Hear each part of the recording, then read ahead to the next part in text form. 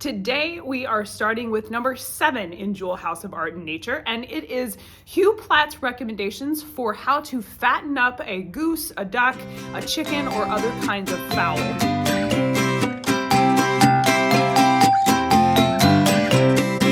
Now, he lists off about 4 different methods for how you can fatten up a duck, but that is why we are out here today. I don't know if you can see my ducks back there. I have ducks. This is a recent addition to the Cash family household here. We are raising backyard ducks, which is why I came outside into our backyard today to do this activity, because I thought, well, what better place than with our ducks? So we're gonna go through the 4 different ways that Hugh Plat suggests for fattening up a duck, and we're going to try them out here with my ducks. The first thing that Hugh Plat suggests, and this is the gross one that I'm definitely not going to do this way, but he suggests that in order to fatten up a duck quickly, what you need to do is get some old meat. He specifically says or recommends that you visit and get meat from a butcher that a butcher doesn't want anymore, and then you put it in a pot and just let it go bad and fester and grow essentially maggots. He mentions, once it gets flies, then it's going to have maggots. And I can't tell if Hugh actually knows the relationship between flies and maggots or not, but he definitely knows that the stages are, you're going to put the meat in a pot, it's going to start to stink, it's going to get flies, then it's going to grow maggots, and you can feed the maggots to the ducks. That's disgusting. So gross, Hugh, really. So instead of actually growing the maggots, we're not going to do it that way. But I did go and buy this bag of essentially grubs. And this is commercial duck food. And it's these little worms that Hugh is talking about. And we're going to see if the ducks will eat those worms. Step number 2 is to create a blood pudding. Now, this is blood mixed with bran is what Hugh says that you're supposed to use, but he also specifically states that grain may suffice. So we're going to take him up on that and use rolled oats, which I know are safe for ducks, and I don't have bran. So we're going to actually take the blood from uncooked ground beef.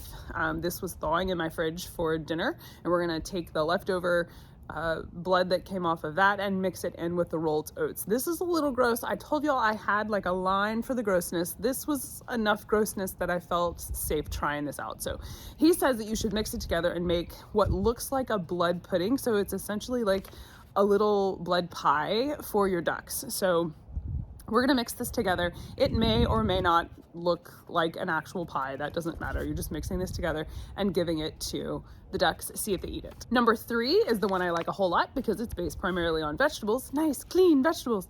You've got, he recommends carrots, turnips, parsnips, and pompion, which if you don't know, pompion is pumpkin, and it actually was a group word. Like they used pompion to describe pumpkins, but also squash and gourds and anything in that general family was called a pompion. We have a podcast episode specifically on pumpkins. If you're interested in the history of things like pompion and the phrase the Great Pompion that Shakespeare uses in his plays, I have a whole podcast episode just about that, and I will link to these resources below this video.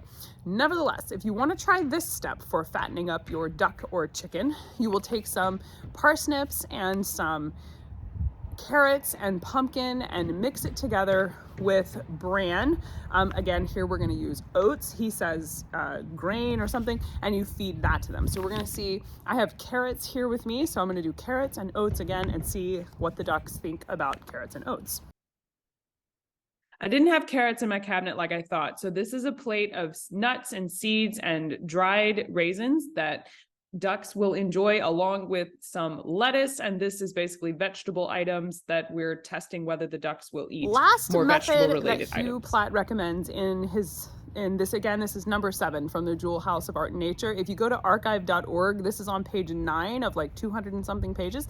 I will link you to the resource we used so you can check out all of his recipes and read through exactly what he recommends. But the last one I'm going to tell you about, and we're not going to try because I'm not sure it would be safe for the ducks, so I don't want to give it to them. But he says you can take bread and soak it in what he calls broken beer or flattened milk. Now, I am not enough of of a food historian to know what broken beer and flattened milk is. So if you are a food historian well versed in Hugh Plat and the Jewel House of Art and Nature and can drop it in the comments or send me a message, I really want to know what broken beer and flattened milk means, like what makes it broke and what makes it flat. I didn't understand that.